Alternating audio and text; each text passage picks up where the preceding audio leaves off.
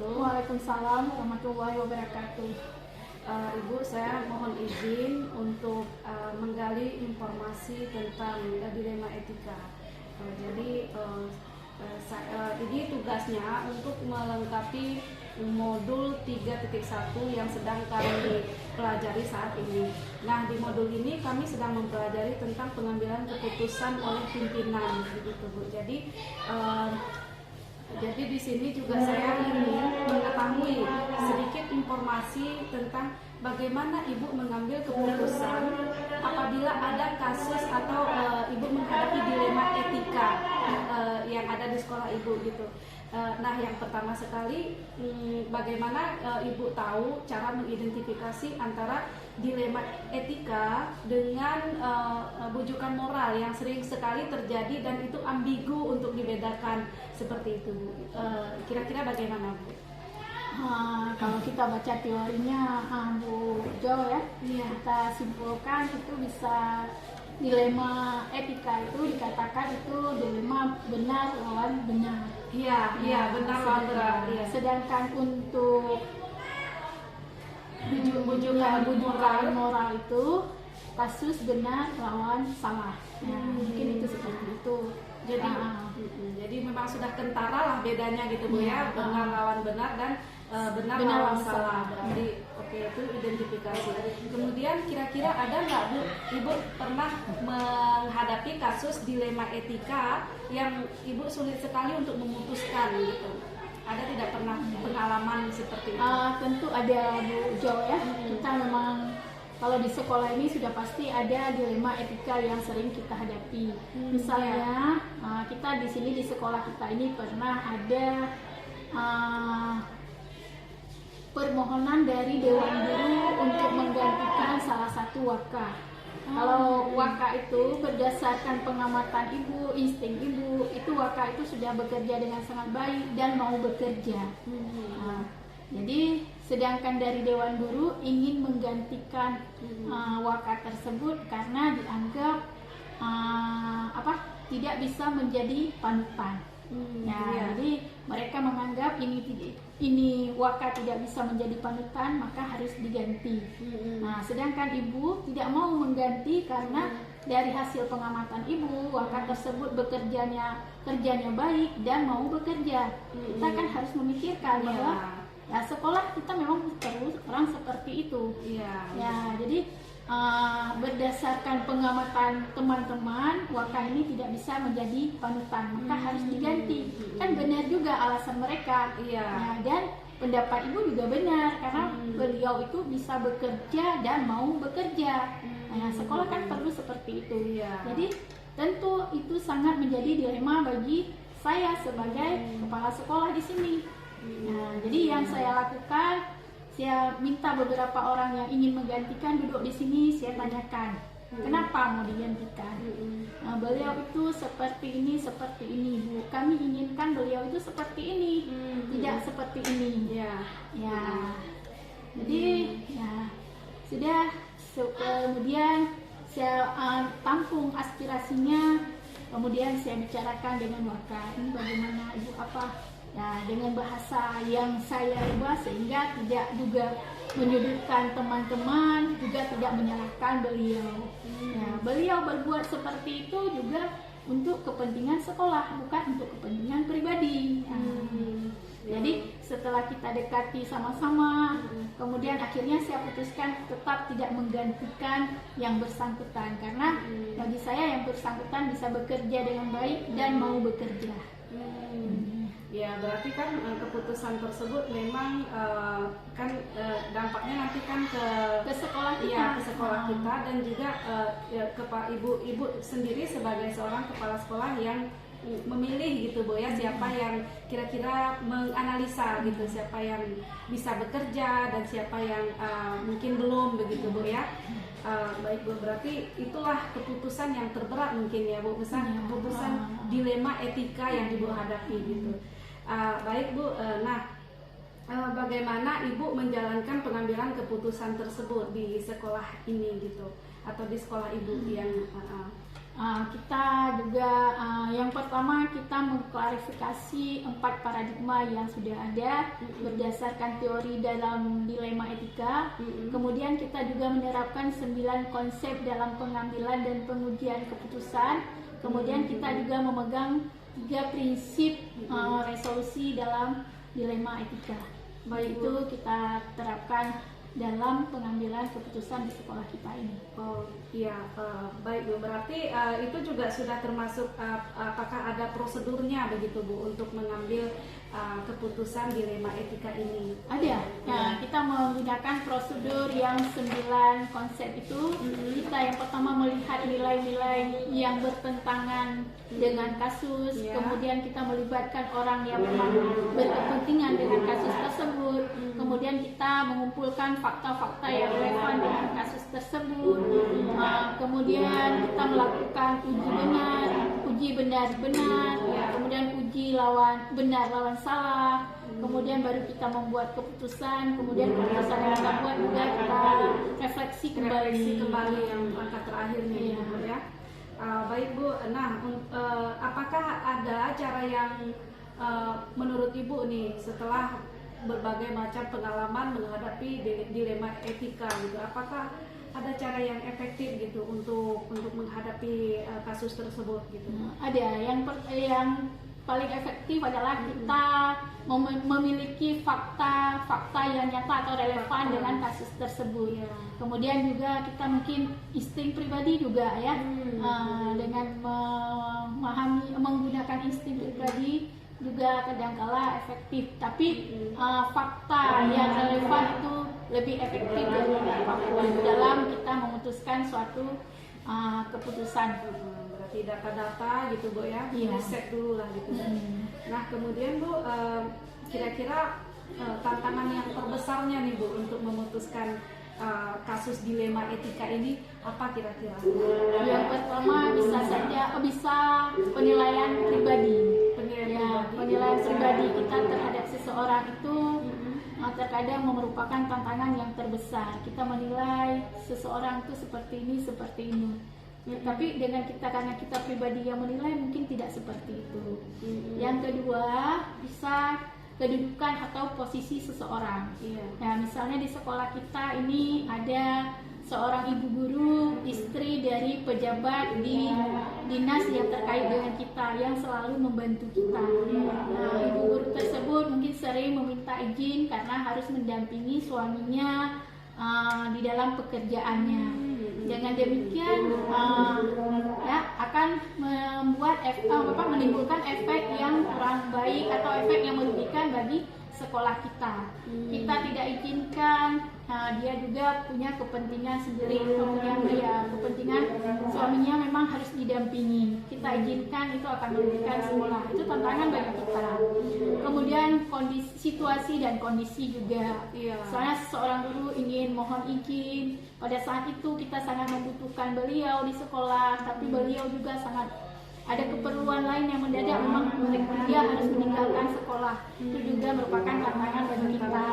Kemudian emosi kita terkadang ada emosional, juga merupakan tantangan kita dalam mengambil satu keputusan yang berkaitan dengan dilema etika ini. Berarti memang benar-benar kita harus matang Bu ya, harus matang pertimbangannya, kemudian memang harus bijaksana. Kalau tidak maka akan merugikan banyak pihak dan juga sekolah. Baik Bu, kemudian ketika Ibu dalam memutuskan dilema etika ini, apakah Ibu punya tata cara tersendiri atau apakah itu terjadwal gitu, atau memang kasus itu bisa diselesaikan di tempat seketika gitu? Bagaimana Bu yang selama ini terjadi? Kalau saya dalam menyelesaikan suatu kasus itu tergantung kasusnya. Jadi misalnya kasus itu ringan, itu bisa kita akan menyelesaikan dalam waktu itu terus. Jadi seketika. Apabila memang kasus itu kita lihat berat dan harus melibatkan banyak orang, kita juga akan menentukan waktu tertentu untuk menyelesaikan kasus tersebut. Jadi penyelesaian kasus ini waktunya tergantung dari jenis kasusnya, ringan atau berat. Iya, tergantung kasus yang dihadapi Bu ya. Iya. Nah kemudian di dalam menyelesaikan kasus dilema ITK ini, apakah Ibu sendirian atau memang melibatkan pihak-pihak? Maksudnya apakah ada yang membantu gitu dalam menyelesaikan? Sudah pasti saya selalu ada yang membantu dalam menyelesaikan suatu kasus. Misalnya kasus itu berhubungan dengan siswa, ya kita akan mohon bantuan dari Waka Kesiswaan beserta staf-stafnya. Kemudian kalau kasus itu berhubungan dengan kurikulum, ya kita akan dibantu oleh Waka Kurikulum beserta stafnya. Oh ya, berarti tergantung dengan kasusnya gitu ya juga. Baik Bu, nah dari ini dari pengalaman Ibu nih selama ini menyelesaikan kasus dilema ITK ini, ada nggak Bu trik atau tips yang kira-kira meringankan gitu atau kira-kira bisa menjadi contoh buat kami, siapa tahu suatu saat dipercayakan untuk menjadi pemimpin pembelajaran misalnya. Ada nggak Bu kira-kira tipsnya gitu? Nampaknya untuk memutuskan satu keputusan itu kita harus punya satu peraturan yang memang peraturan itu disepakati oleh bersama. Nah, jadi kita buat satu peraturan itu kita rapatkan, kemudian kita sepakati bersama-sama. Ya, jadi dengan kita menyepakati peraturan bersama-sama itu, maka kita akan melaksanakan bersama. Begitu kita ada satu dilema, maka kita putuskan secara lebih mudah. Jadi intinya kita harus punya peraturan sekolah yang tepat dan disepakati oleh semua orang yang melaksanakan peraturan tersebut. Intinya berkolaborasi Bu ya, berkolaboratif gitu dalam menyelesaikan keputusan. Baik Bu, sepertinya cukup sekian, sudah banyak sekali informasi yang saya dapatkan dari Ibu sebagai pemimpin di sekolah kita. Terima kasih atas ilmunya. Mudah-mudahan sukses terus Bu ya. Demikian juga dengan Bu Jo, sukses terus. Amin Bu. Segera selesai pelatihan TGP-nya, bisa menjadi guru penggerak, bisa membantu membangun sekolah kita ke depan lebih baik lagi. Iya, insya Allah Bu, sama-sama kita saling mendukung. Demikian Bu, saya akhiri. Assalamualaikum warahmatullahi wabarakatuh. Waalaikumsalam warahmatullahi wabarakatuh. Bu, kita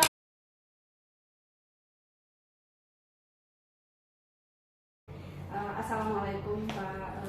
Perkenalkan saya Zaulia dari SMP Negeri 1 Sabang, yang mana saya sedang menempuh program guru penggerak, calon guru penggerak angkatan 6.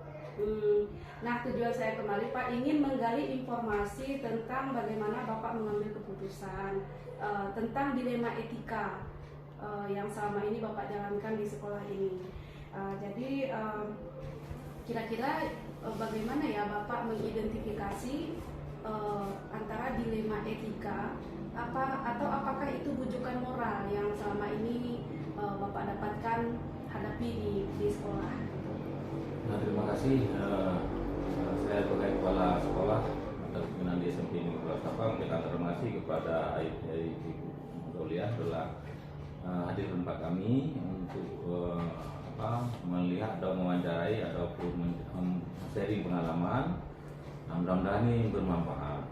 Nah, sebagaimana yang ditanyakan nanti bahwa dalam di sekolah ini adalah lembaga pendidikan, karena yang kita didik adalah siswa, artinya memanusiakan manusia, sehingga pasti ada terjadi benturan-benturan antara siswa dengan siswa, guru dengan guru, atau guru dengan siswa, dan juga mungkin jadi sekolah-sekolah dengan dengan guru seperti itu. Oleh karena itu, setiap ada kasus ataupun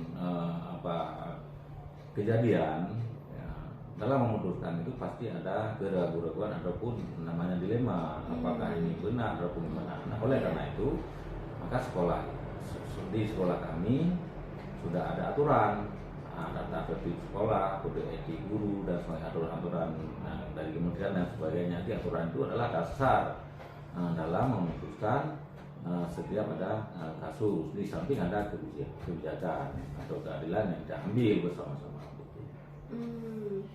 Oh, baik Pak, menarik Pak. Jadi selama ini kira-kira pernah tidak ya Bapak itu menghadapi kasus gitu di salah satu sisi ini di sini benar kalau saya putuskan, tapi satu sisi ini juga benar gitu Pak.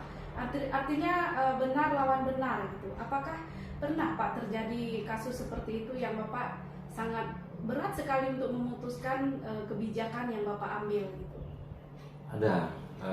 Ini hampir setiap tahun ada. Memang itu tidak harapkan karena Iya, namanya benar. seperti tidak akan inilah manusia ataupun diri tadi pasti ada benturan-benturannya, ada yang baik di dalam lingkungan sekolah ataupun di luar. Nah, kejadian insiden ini tidak harapkan bisa terjadi sama siapa saja. Apakah anak ranking, anak pinter, anak yang di bawah rata-rata. Nah, pada saat ini terjadi pada anak yang misalnya rata-ratanya tinggi. Rata-ratanya tinggi ya. Misalnya nilainya dia kan yang tidak kita sangka-sangka terjadi. Jadi waktu kita ambil kesimpulan ini yang menjadi sangat berat. Kenapa? Kalau misalnya ini anak harus di skor ataupun apakah merugikan anak, adapun dia dikeluarkan atau kembali ke orang tua, sedangkan dia apalagi yang kelas 3 ini mau tamat. Iya. Nah, seperti itu. Jadi dari satu sisi dia sudah melanggar aturan, di sisi lagi bisa memberikan efek bagi dia untuk masa depan dia. Tapi dilemanya dia sudah kelas 3 gitu Iya, ya Pak. gitu. Kalau kita kasih sanksi yang tegas, kasihan gitu yang sudah dia. Apakah sekolah lain nanti ataupun di sana bisa prestasi dia turun ya kan karena sudah selain sekolah itu. Maka oleh karena itu kami sebelum memutuskan maka kita lihat aturan dan juga kita panggil kurikulum BK-nya.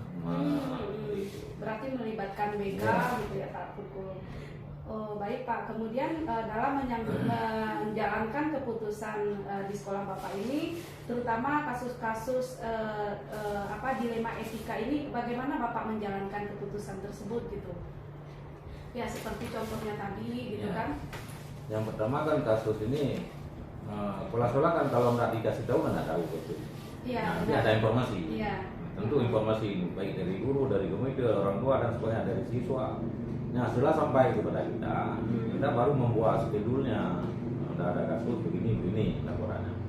Nah, kemudian kita memanggil terutama sekali wakil dan wakil ini akan meneruskan ke BK dan juga wali kelas. Nah kan wali kelas kita duduk dulu dan lihat dulu kasusnya kemana nih. Kalau sangat dia berat, tidak mungkin kita putuskan karena ini harus tahu semua warga sekolah, tidak akan guru. Maka kita melibatkan beberapa lagi, bisa wali kelas, guru agama. Kemudian kita lihat dulu aturan sekolah mana, dia mana yang melanggar. Seperti itu. Oh, baik Pak, berarti melibatkan wakilnya ini maksudnya apakah itu wakil kesiswaan, apakah itu wakil kurikulum gitu Pak? Nanti tergantung kasusnya. Kalau dia mengenai akademik dengan kurikulum, kalau mengenai kesiswaan, sudah dan nakalan apa dia kesiswaan kan. Berarti spesifik sesuai spesifik dengan kasusnya sesuai. gitu ya Pak ya. Baik Pak, ini menarik. Kemudian berarti prosedur-prosedur yang selama ini Bapak jalankan itu bagaimana Pak dalam menangani kasus dilema etika? Prosedurnya mungkin seperti tadi yang Bapak sudah sampaikan ya bahwa kita harus follow up dulu informasinya itu dari berdasarkan laporan gitu ya Pak ya. Bagaimana Pak? Karena kalau kasus itu nggak bisa kita tunda-tunda, harus diselesaikan. Ini nggak bisa, ini tunggu dulu nggak ada. Iya. Ya, karena menyangkut dengan ini anak dan juga menyangkut dengan jadi harus diselesaikan. Ya sebisa kapan sesuai dengan kasus.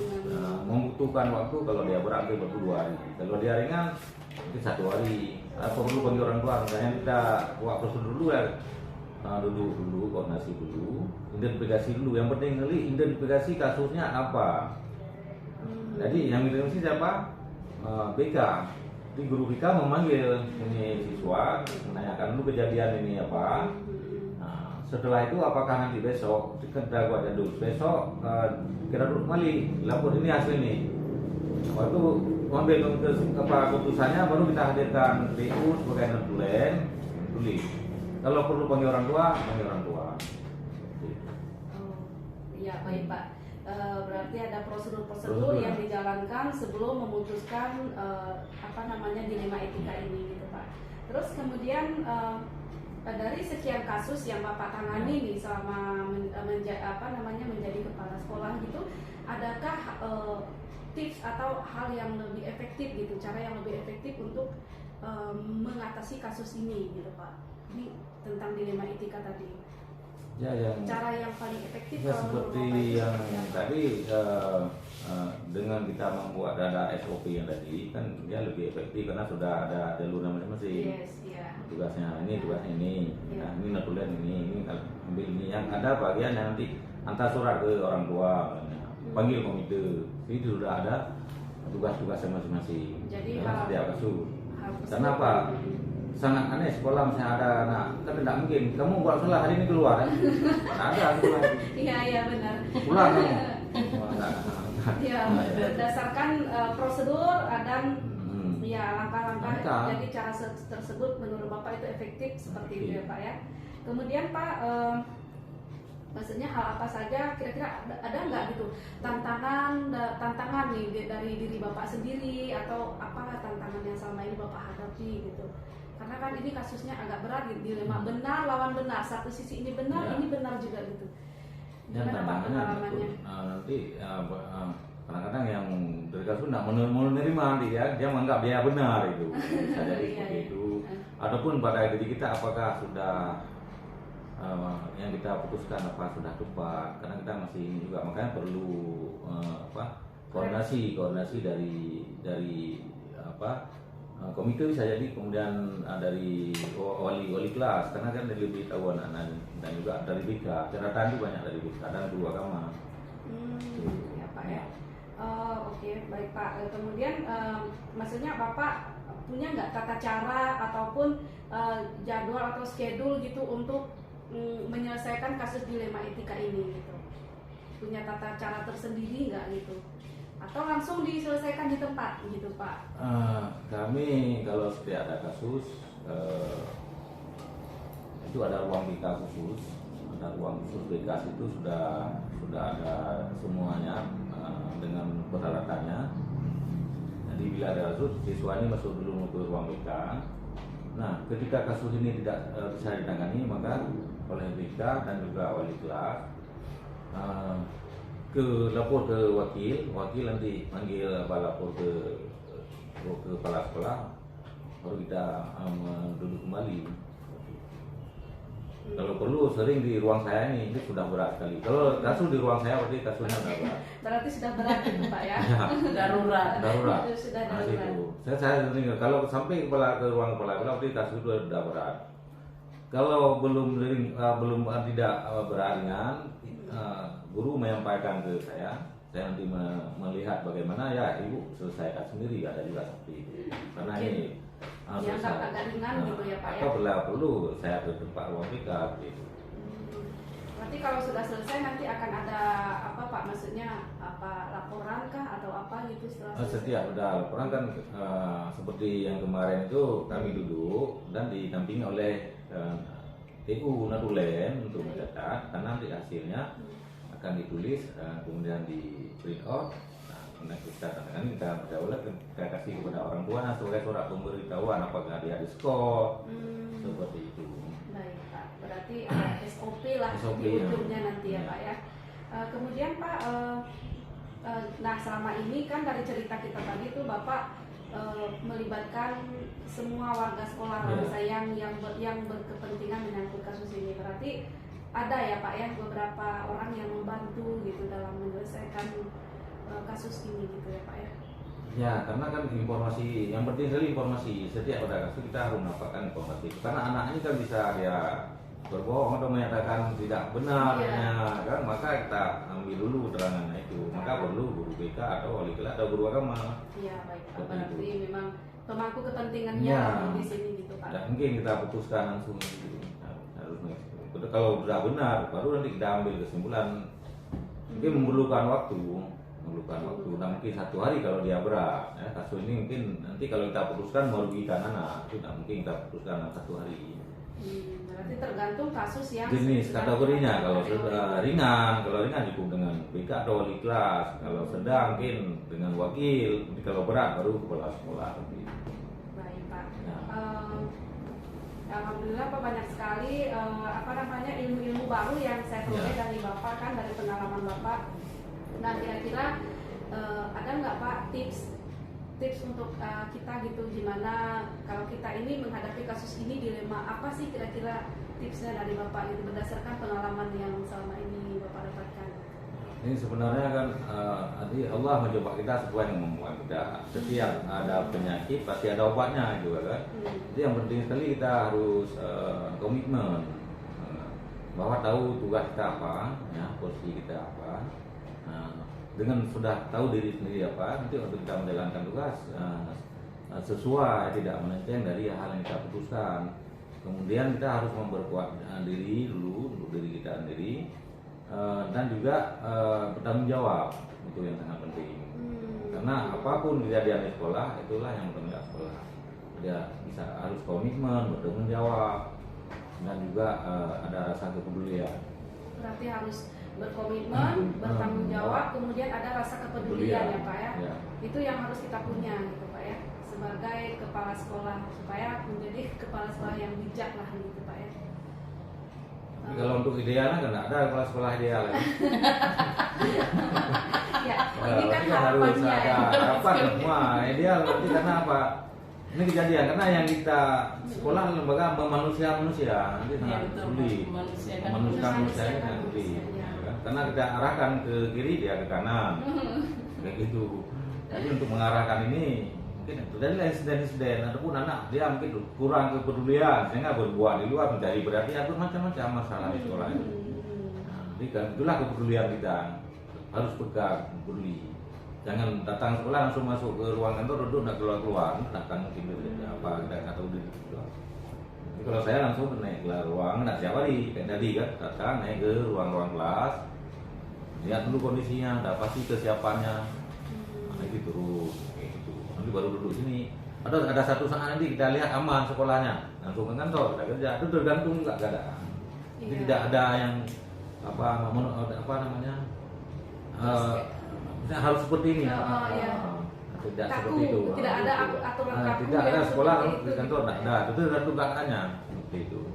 Sekali-sekali main-main. Segitu dia fleksibel, tidak mampu Yes, dia. ya. Jangan nanti mentang-mentang kepala sekolah ini datang, keluar. Bukan seperti itu. Ada saatnya kita duduk sini, ada saatnya kita keluar keliling, itu fleksibel.